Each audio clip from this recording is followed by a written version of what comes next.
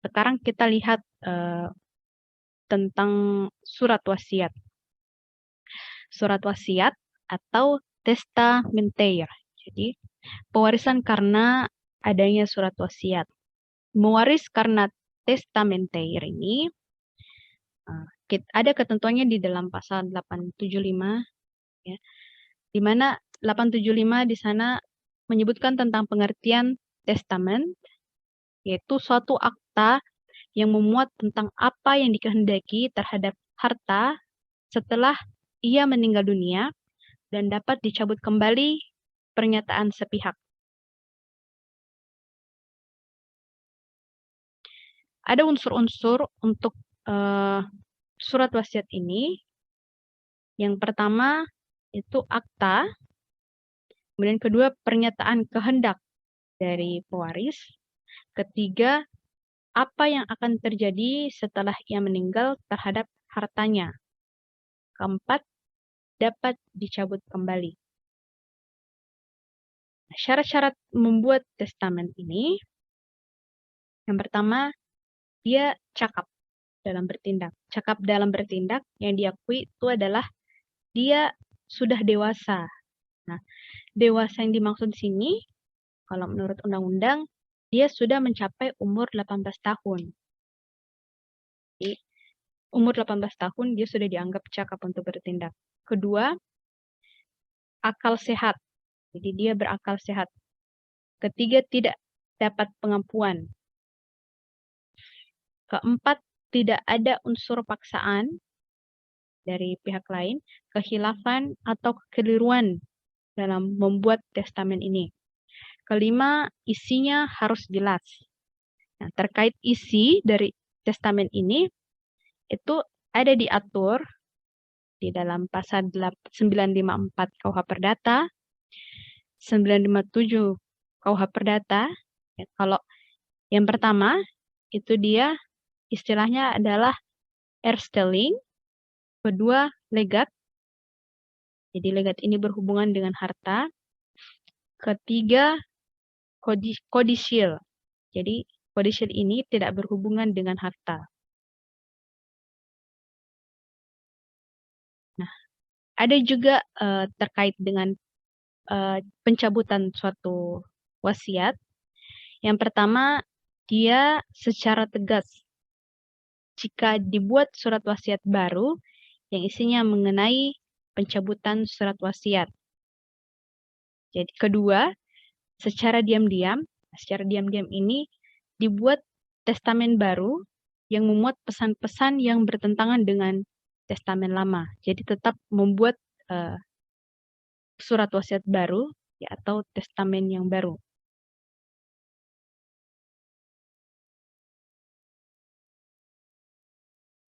Nah, timbulnya waris karena testamenteir ini itu atas dasar bahwa setiap orang berhak atau bebas untuk berbuat apa saja terhadap harta bendanya. Jadi pewaris itu dia punya hak sendiri atau kebebasan sendiri untuk berbuat apa saja terkait dengan harta bendanya yang dimiliki. Demikian juga orang tersebut untuk mewasiatkan hartanya kepada siapa saja yang diinginkan, walaupun demikian masih juga ada batasan-batasan yang diizinkan oleh undang-undang. Nah, dasar hukum mewaris secara testamenter ini itu rujukannya di pasal 874 ya, bahwa segala harta peninggalan seseorang yang meninggal dunia adalah kepunyaan sekalian ahli waris menurut ketentuan undang-undang. Sekedar terhadap itu dengan surat wasiat tidak telah diambil suatu ketetapan yang sah. Ini ketentuan di dalam pasal 874. Nah, kesimpulan dari pasal 874 ini itu bisa ditarik yang pertama, dengan surat wasiat si pewaris dapat mengangkat seorang atau beberapa orang ahli waris, dan pewaris dapat memberikan sesuatu kepada seseorang atau kepada beberapa orang. Kedua, terdapat suatu kemungkinan bahwa harta warisan tersebut yang merupakan peninggalan seseorang dibagi berdasarkan undang-undang dan selebihnya berdasar surat wasiat. Jadi ada kemungkinan bahwa harta warisan tersebut merupakan peninggalan seseorang dan dibagi berdasarkan undang-undang dan selebihnya berdasar surat wasiat. Ketiga, ahli waris yang berdasarkan testamen ini itu lebih diutamakan daripada ahli waris yang menurut undang-undang. Ya. Lebih dulu mengutamakan ahli waris yang berdasarkan wasiat. Kita lihat apa pengertian wasiat. Berdasarkan pasal 875, bahwa surat wasiat ialah sesuatu yang memuat pernyataan seseorang tentang apa yang dikehendaki atau terjadi setelah ia meninggal dunia dan yang olehnya dapat dicabut kembali. Jadi kesimpulan dari pengertian di dalam BW ini, bahwa ciri-ciri dari surat wasiat itu yang pertama, ia merupakan perbuatan sepihak yang dapat dicabut kembali. Jadi dia harus merupakan perbuatan sepihak dari pewaris. Tidak ada campur tangan dari pihak lain. Kedua, ia merupakan kehendak terakhir dan mempunyai kekuatan hukum setelah pewaris meninggal dunia. Nah, dia mempunyai kekuatan hukum, yaitu ada notaris, ada pengesahan dari notaris, baru dia dikatakan punya kekuatan hukum. Dengan melihat ciri-ciri, jadi ini ciri-ciri pokoknya, maka ada larangan untuk membuat surat wasiat yang dilakukan oleh 2 orang atau lebih. Karena pembuatan surat wasiat ini itu merupakan perbuatan yang sepihak. Tidak bisa dilakukan oleh 2 orang atau lebih secara bersama-sama untuk menguntungkan satu dengan lainnya, maupun untuk kepentingan pihak ketiga dalam suatu akta.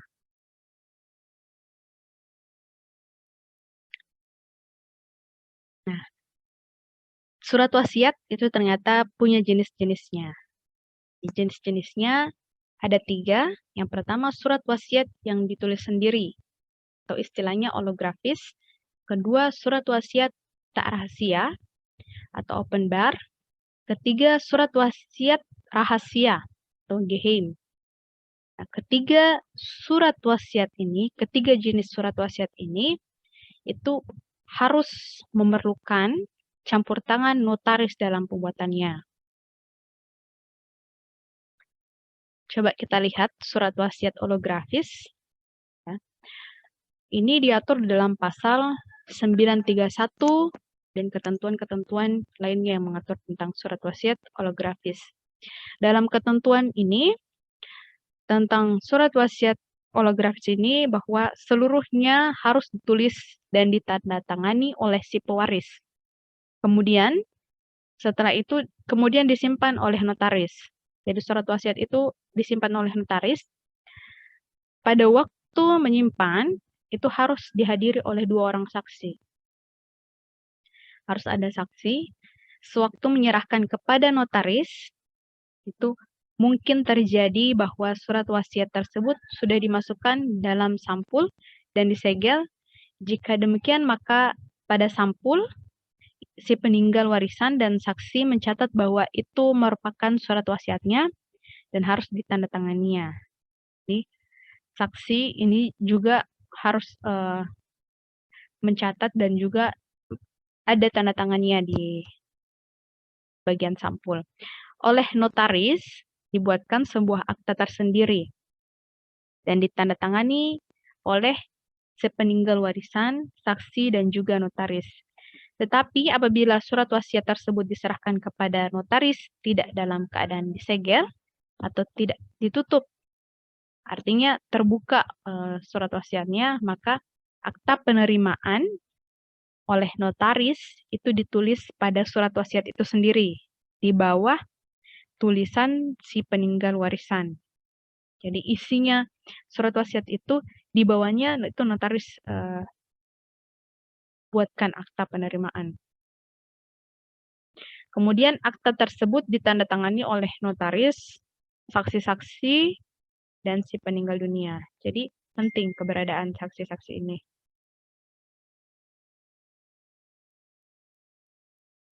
Sewaktu menyerahkan surat wasiat kepada notaris, ada kemungkinan bahwa si peninggal warisan itu tidak dapat mendatangi sendiri.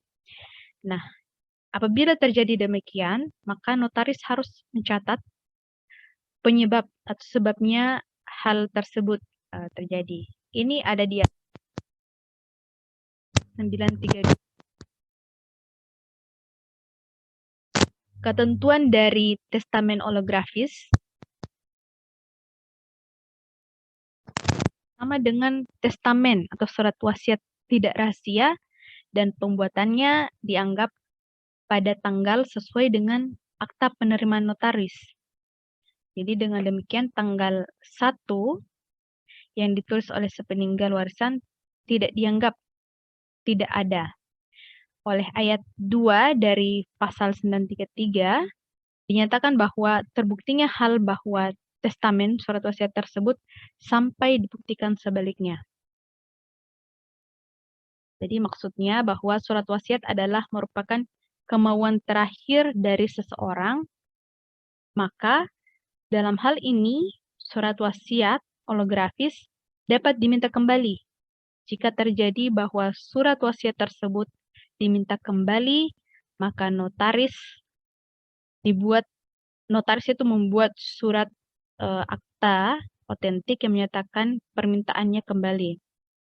Jadi dengan dimintanya kembali surat wasiat holografis, maka dianggap bahwa surat wasiat tersebut ditarik kembali. Surat wasiat holografis yang diserahkan kepada notaris dalam keadaan disampul atau disegel, maka tidak ada hak atau campur tangan notaris untuk membuka. Tidak ada hak dari notaris untuk membuka segel dari surat wasiat pewaris. Jika si peninggal warisan itu meninggal, maka oleh notaris diserahkan kepada Balai Harta Peninggalan. Jadi menjadi kewajiban dari Balai Harta Peninggalan untuk dia membuka wasiat dari pewaris tersebut, membuka segelnya. Jadi sehingga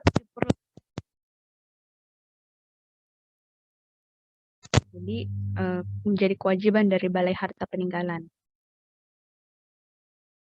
Kemudian baru setelah dibuka, nah dilihat ya dari Balai Harta Peninggalan itu kemudian diserahkan kembali kepada notaris. Kemudian berikutnya surat wasiat tak rahasia. Jadi mengenai surat wasiat tak rahasia ini diatur di dalam pasal 938 ya, dan ketentuan-ketentuan yang mengatur tentang surat wasiat tidak rahasia. Menurut pasal 938 di sana menentukan bahwa surat wasiat ini harus dibuat di hadapan notaris dan dihadiri oleh 2 orang saksi. Jadi tetap harus ada saksi. Jadi setelah itu si pewaris menyatakan kehendaknya kepada notaris, kemudian notaris menuliskan. Jadi notaris yang menulis kata-kata di dalam wasiat, setelah itu setelah isinya sesuai dengan kehendak si peninggal warisan, maka oleh notaris dibuatkan akta yang mana harus ditandatangani oleh notaris, juga si pewaris. Nah, maka oleh notaris si peninggal warisan atau si pewaris dan juga saksi-saksi.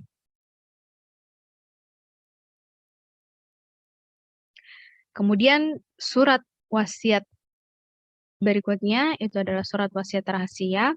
Syarat pembuatannya itu diatur dalam pasal 940 dan juga 941 BW. Pembuatan surat wasiat rahasia itu harus dibuat sendiri dan ditandatangani sendiri dan juga dimasukkan dalam sampul yang disegel. Kemudian selanjutnya diserahkan kepada notaris yang dihadiri oleh 4 orang saksi. Jadi dia harus 4 orang saksi. Si peninggal warisan itu menerangkan di hadapan notaris bahwa yang ada di dalam sampul tersebut yang sudah tersegel itu adalah surat wasiatnya.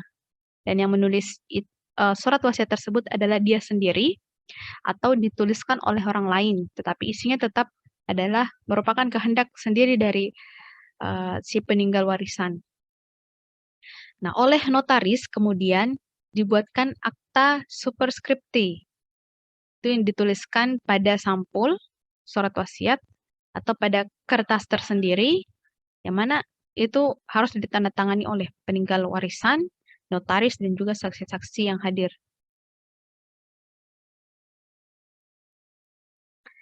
Penyimpanan untuk surat wasiat rahasia ini itu harus dilakukan bersama-sama dengan orisinil akta lainnya yang sesuai dengan ketentuan pasal 940 BW. Kemudian di dalam pasal 941 BW, di sana menunjukkan pada suatu kemungkinan apabila si peninggal warisan itu adalah bisu, orang yang bisu.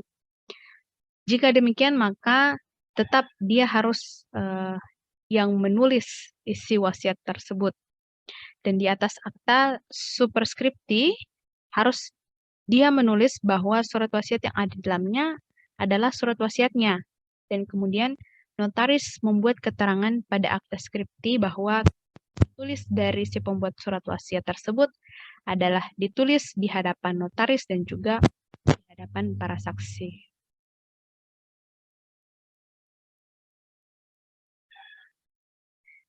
Nah, syarat-syarat saksi. Jadi ada syarat bagi saksi dalam pembuatan surat wasiat. Mengenai syarat yang harus dipenuhi untuk dapat seseorang dikatakan sebagai saksi dalam surat wasiat adalah yang termuat sesuai dengan ketentuan dalam pasal 4 BW. Antara lain yang pertama, sudah berumur 21 tahun atau sudah kawin. Kedua, dia merupakan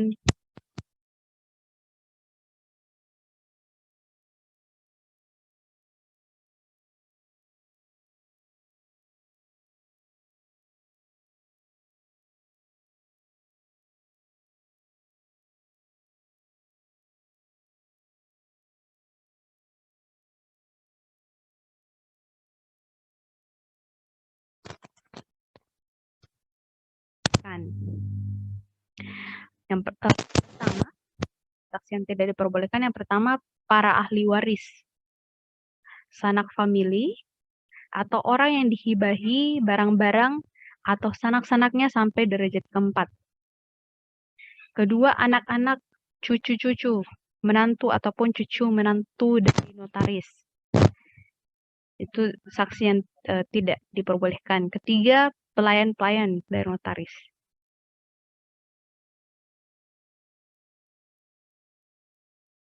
Nah, ada juga ketentuan yang mengatur tentang bagaimana surat wasiat yang dibuat di luar negeri. Jadi ketentuan dari pasal 945, itu rujukannya pasal 945 BW, yang mana menyatakan bahwa seorang warga negara Indonesia yang tunduk pada hukum perdata Barat dapat membuat surat wasiat di luar negeri. Jadi WNI yang tunduk pada hukum perdata Barat dapat membuat surat wasiat di luar negeri. Namun yang dengan suatu akta otentik dan dengan mengikuti acara-acara yang lazim dipergunakan di negara tersebut. Dan konsul Indonesia itu dapat melakukan tindakan-tindakan yang lazim dilakukan oleh notaris yang berada di Indonesia.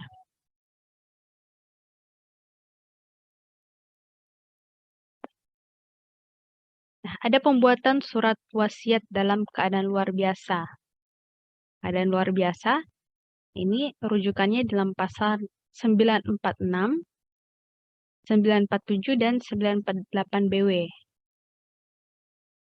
Ketentuan di dalam pasal 946 BW, dia memberikan kemungkinan pada prajurit atau seseorang yang ada dalam dinas ketentaraan dalam keadaan perang dapat membuat surat wasiatnya di hadapan seorang perwira perang yang berpangkat serendah-rendahnya letnan, atau jika tidak ada perwira maka dapat dilakukan di hadapan seorang yang pangkatnya paling tinggi dengan dihadiri oleh 2 orang saksi. Kemudian ketentuan di dalam pasal 947 memberikan ketentuan untuk membuat surat wasiat di dalam kapal laut yang sedang berlayar. Di sini surat wasiat dibuat di hadapan kapten dan 2 orang saksi. Kejadian ini, keadaan luar biasa ini, dia harus ada 2 orang saksi. Jika seseorang daerah terpencil yang terputus hubungan dengan luar, akan wabah penyakit, ataupun karena bencana alam, maka surat wasiat itu dapat dibuat di hadapan seorang pegawai pamong praja dan dihadiri sekurang-kurangnya 1 orang saksi. Jadi dia boleh 1 orang saksi saja. Kemudian jika pembuat surat wasiat itu adalah seorang yang buta huruf, maka hal ini harus diterangkan di dalam surat wasiat. Pasal 950 BW di sana memberikan keterangan bahwa surat wasiat yang dibuat dalam keadaan luar biasa itu akan menjadi tidak mempunyai kekuatan lagi jika setelah berakhirnya masa luar biasa ini, keadaan-keadaan yang seperti ini tadi, itu berakhir pada masa tenggang waktu 6 bulan. Jadi ada tenggang waktunya selama 6 bulan. Dia sudah tidak bisa mempunyai kekuatan sebagai surat wasiat.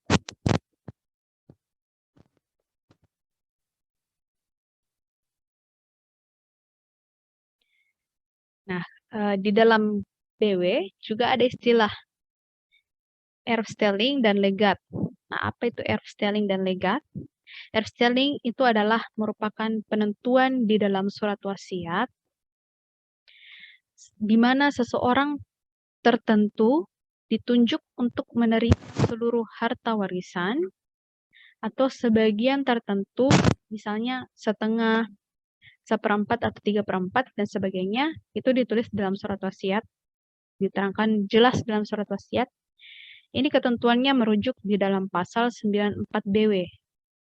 Nah, sedangkan legat ini adalah di mana seorang peninggal warisan menunjuk seseorang tertentu, misalnya rumah tertentu, seluruh barang bergerak milik peninggal warisan, atau hak memetik atau memungut hasil atas sebagian atau seluruh harta peninggalan dan sebagainya, yang mana hal ini ketentuannya bisa kita lihat di dalam pasal 956 BW.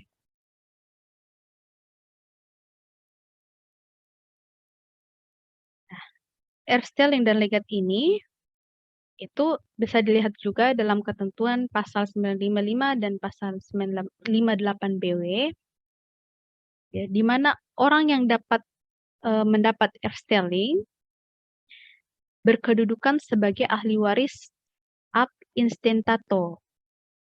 Jadi untuk wasiat erfstelling ini dia masih punya hubungan darah dengan si pewaris. Jadi orang yang menerima erfstelling tidak saja menerima barangnya, tetapi juga menanggung beban, yaitu membayar utang si peninggal waris. Ya, karena dia menerima, kecuali dia menolak warisan karena alasan-alasan ini. Nah, berbeda dengan legat yang kedudukannya sebagai kreditur. Ia tidak bertanggung jawab atas utang-utang si peninggal warisan, bahkan dia bisa menuntut ahli warisnya agar barang-barang tertentu yang dituliskan di dalam surat wasiatnya diserahkan kepadanya. Jadi kedudukan legat ini dia lebih istimewa dibandingkan kedudukan erfstelling.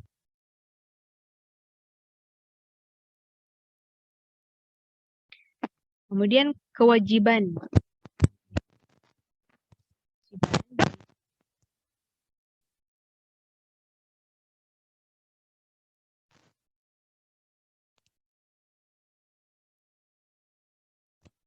di dalam pasal 961 BW, di sana memberikan kewajiban bagi legataris untuk membayar pajak. Dia tidak membayar utang, tapi dia membayar pajak terhadap apa-apa yang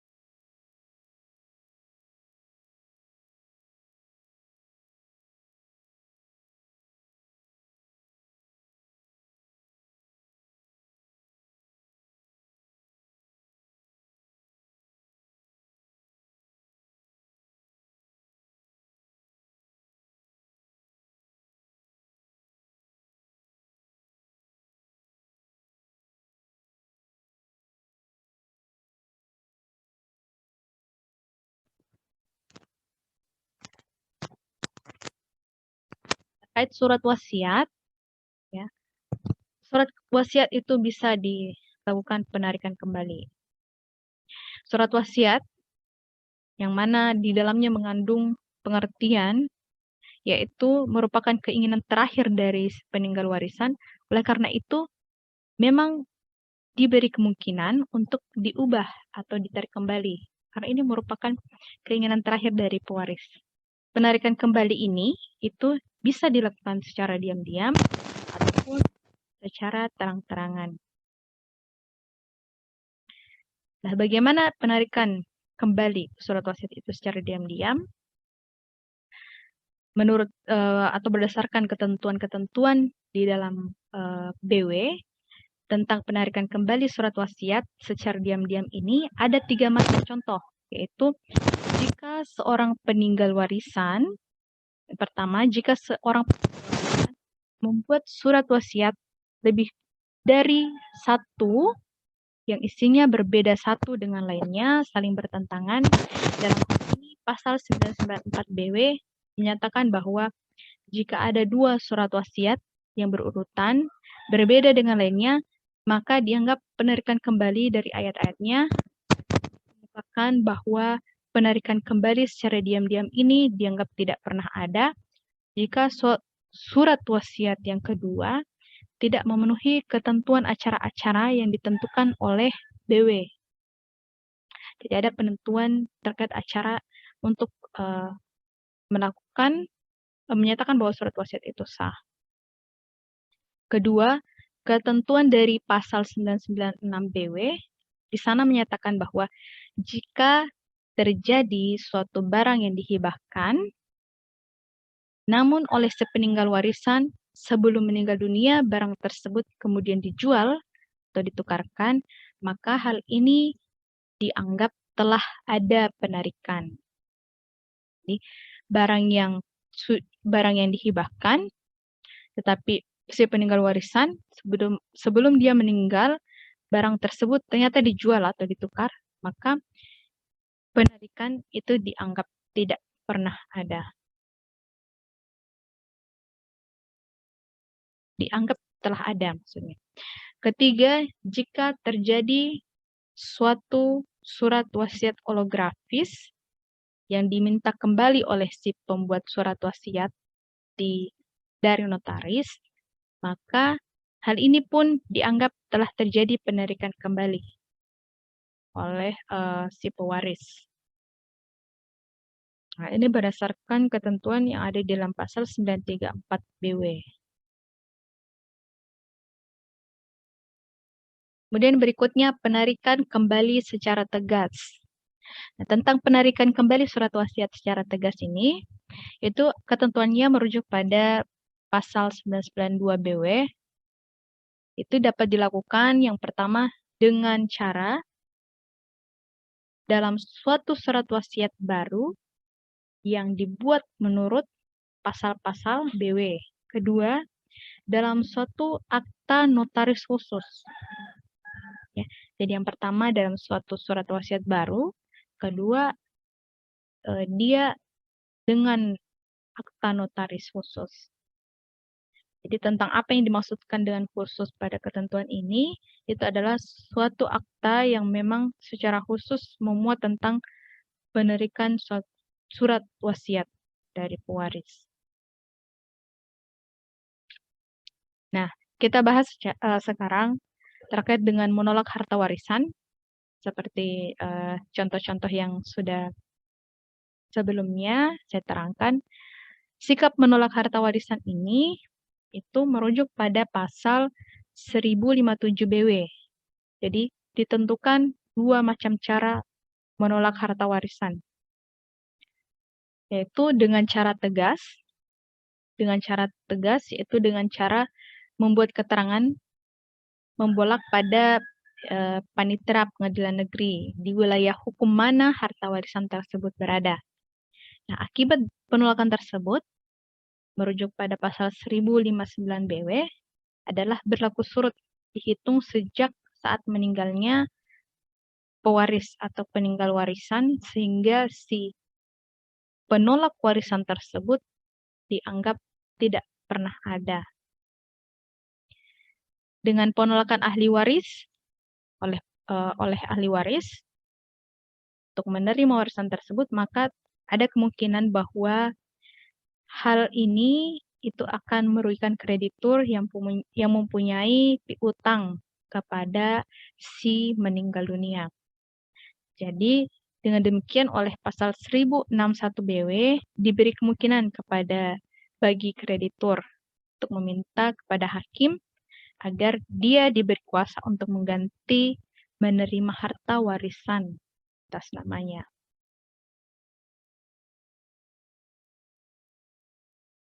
Baik, saya kira cukup sekian materi tentang pembagian hukum waris. Kita sudah bahas hukum waris khusus untuk secara perdata. Barangkali hukum waris secara Islam maupun adat nanti akan diberikan kepada dosen berikutnya. Jadi pada materi ini sudah kita bahas ahli waris yang mana saja yang berhak ya, dari golongan 1, 2, 3, 4 dan bagaimana cara pembagiannya. Kemudian bagaimana dengan anak luar kawin dan juga terkait dengan surat wasiat. Jadi di sini kita juga sudah bahas hukum waris dengan dua jenis hukum waris secara perdata, yaitu secara hubungan darah dan juga dari adanya surat wasiat. Ya, saya rasa demikian. Terima kasih atas perhatiannya dari rekan-rekan sekalian. Wassalamualaikum warahmatullahi wabarakatuh.